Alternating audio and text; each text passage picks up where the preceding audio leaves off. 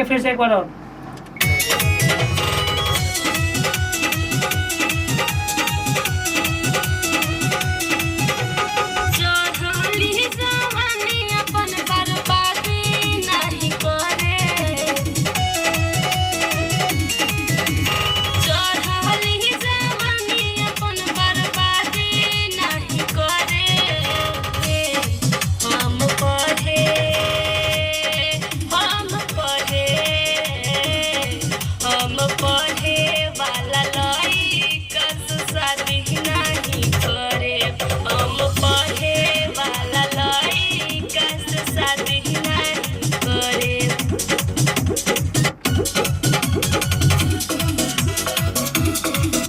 अंतरा में है, ठीक है।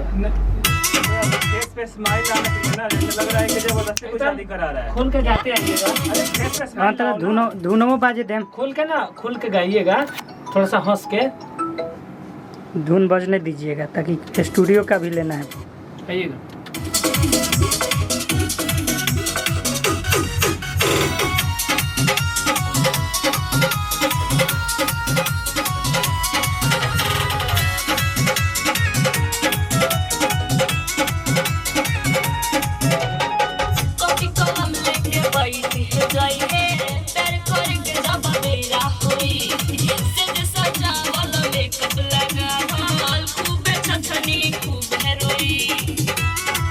ऐसे आइएगा एक बार और।